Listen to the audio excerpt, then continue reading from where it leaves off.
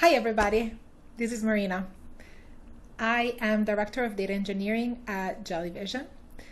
I like to call myself a product first engineering leader because I like to put the value of technology above and at the foremost of the business while capturing business and user value. I like to call myself an innovator. I love innovation and using cutting edge technology to make my solutions better. I'm a speaker and I'm speaking here today at CHIWITCON, which I'm super excited about, and I'll be speaking at other conferences as well. And recently I've become a coach for professionals and entrepreneurs. Like I said, I'm a speaker and I spoke at CHIWITCON last year. For you that remember me, I talked a lot and I talked a lot about me and my accomplishment for the year before and what I was up to. And I am super excited, like I said, to be back this year. I love this conference and I thank you for being here and thank you for being present in this moment. So here I am at my house. The times are what they are. And as I was talking to the staff at CHIWITCON, amazing staff and really prepared, we were really talking about my talk, which I submitted as the 10 things I wish I knew as a woman in tech. But here's the thing, once 2020 hit, this was almost at the beginning of the year. So once 2020, the real 2020 hit and social issues came to mind, as well as COVID-19 and other environmental issues and things like that. I really wanted to think about the content of this talk and making sure that it was relevant for the context in which we are all here aware of nowadays. Now, I'm not going to go into detail into my experience of this has been like, but I wanted to make sure that obviously affected my talk. And talking to them and talking to the staff and understanding this concept, I want to reframe a little bit my talk. And instead of calling it the 10 things I wish I knew as a woman in tech, I think what is best to talk about is the 10 things I have learned about women in tech. And part of this is the fact that I recently started a podcast or a web series, whatever you want to call it, in which I am interviewing the only 40 female CTOs I could find in the Chicagoland area and in Chicago specifically, over several hundred plus CTOs. These conversations are now live online and on YouTube. And I just encourage us to go check them out if you're interested in it. I've learned so much from them, but also I've learned so much from the history of these women. And so my purpose of this talk is really to reintroduce it to somebody you know extremely well.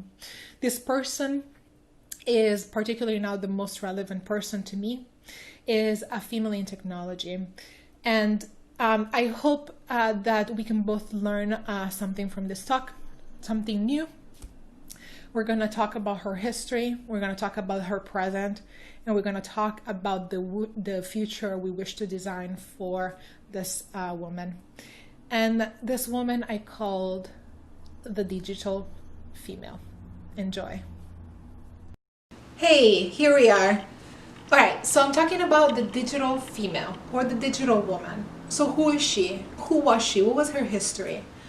So I don't know if you know this, but around 1960, the workforce made up of females was about, in computer science and math, was about 27%. That went up to about 37% in the 80s, and then drastically decreased about 30% in the 90s and beyond. So a little bit of a history about that. We want to make sure we explore the history of the female in computer science and engineering concept, why that happened. So we're going to cover 3 main topics, and then we're going to refer back to that in the present moment and how maybe that has affected us. So first, I want to talk about, what was the difference in level of preparation for entry-level position. The second thing is what was the opportunity for ascension and management in the workplace once you enter the workplace. And then the third thing we're going to compare is around the role of females around motherhood and community building and so forth. So like I was saying, there was a drastic drop in the 90s, and the drop continues well into the 2000s of female participation in the workforce in computer science and mathematics. But what was happening in the past? So in the beginning, when computers started, actually, studies found that females were not biologically inferior to men when it came to math and science related studies.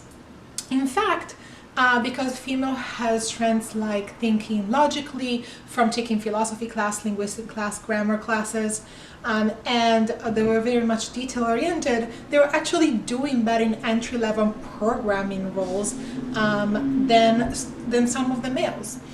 And so the market saturated actually with females entering what is called a programmer. So much so that an article came out around female wanting to be programmer that said, if you like to cook with a cookbook, then you're definitely good for programming. And programmers was actually one of the first career choice for females. At the time, they would make about $20,000 a year, which is an equivalent of about $150,000 today. Imagine that, how amazing. And they were jobs that were not easy, right? And we'll go into that in a little bit later. But the jobs were not easy. In fact, they did not have Google to search for solutions. They had to use their brain from scratch to make computers work. And so the role of the males in tech and computer science at that time was more towards the hardware. Hardware was the fancy job, and then software was taken on by females programmers, and that were the mathematicians and the number crunching roles, and then making sure that the computer was doing the problems in an accurate order and manner. So women were really prone in this job and really participating in the programmers workforce, so much so, like I said, it made about 37% of the workforce. And at some companies, female programmers were 50-50 comparatively to males in the United States. During the 80s, between those periods where women were really prevalent in programming, was also interesting. In fact, when the term soccer mom was invented, and I think it has some type of correlation into what happens next, but something happened in the 90s and that number dropped drastically. Well, the theory says that, or some articles and studies say that the reason of this was because the personal computer was introduced in the early 90s. And most families purchased personal computers for men. And so when I talk about the degree of preparation needed in order to enter the computer science field, once the 90s hit, it became drastically different. Pre-90s, you needed zero preparation. You could walk up into a building and say, I would like to be a programmer, with zero experience and knowledge of programming, and get a job in programming as a programmer. Now, once the personal computer was introduced, and these computers were purchased mostly for boys to play with because they advertised games, and those were marketing and targeted to boys. Males went into the universities and into workforce already having some knowledge, if not like a lot of more knowledge than females when entering the field. And so all of a sudden the level of preparation needed in order to even enter the field was much higher. This is when the idea of the technical nerd started, and this is where the idea of spending 24 hours on the computer started. Now, as females, we're quite smart. We're like, there's no way I'm going to spend 24 hours in front of a computer. This is not the job I want. And I don't think it's a job that anyone should want, not even the males. And I think there's definitely a lot to be analyzed there of why males feel like it is okay for them to spend 24/7 in front of a computer or dedicated to their job, and more kudos to the people who do that. But definitely, there should be some type of balance to life in which it's not necessarily only work, and that shouldn't definitely be a requirement in order to enter a field like computer science or engineering. So while women were prevalent in the jobs, right, comparing, they had very similar challenges even compared with today. So, while, there were programmers and they were very smart, there were very little companies that were willing to put females in charge of men. And so really the potential for ascension in management positions or, in the company were very, very, very dim. So based on the research that I found, women were exiting the workforce for computer science, even though they were prevalent, because simply they would see people ascending just because of their culture fit. This is also when the term culture fit started coming up in corporate America. And basically in the beginning, what that really meant was a biological fit. Like if you did not fit this biological traits, then really you should not ascend into greater positions of responsibilities. And so again, this job entailed long hours. They had very little opportunity for ascension. Sounds familiar? They were often harassed at the workforce because, again, of the male prevalence in the work, and even if it was not necessarily in computer science, but it was definitely across other positions of power. And so it was really hard for women to stay in the workforce. Same thing that happens today. And definitely like being able to get all the benefits of this field. My third point here is about, creating a community and a family. And so with all the time spent at the work, and remember also one thing, earlier in the 80s and 70s, it was much easier to have a one-income family and actually have a good life. So part of the decision for women to stay home and take breaks and stay with the kids, but also the fact that we could have a better life or a good life in America with only one income usually generated by the male. And so women decided to take a step back to either take care of their community, their parents, their families, and also to create families and have kids, which was made kind of hard and impossible by corporations at that time that did not employ part-time worker or mothers who exited the workforce and then re-entered the workforce. So here's the thing though, we developed some crazy strengths from this era. And I do not want to take that for granted for one bit. First, I want to say, again, this is not a biology issue. Women were amazing problem solvers when the comparative information given to female and men was the same, meaning zero. When both gender had zero knowledge and experience into programming, women excelled at the job. And in fact, companies were seeking females to solve these problems. Another strength that we developed by exiting these fields are definitely caring for others. We dominated fields like education, psychology, languages, communication, art, and biology. So we really focused as the female digital group into those skills. And this is why we're often boxed into roles that utilize those skills more than other skills, more of the hard, what they call the hard science skills. But make not mistake, this is by training and not by nature.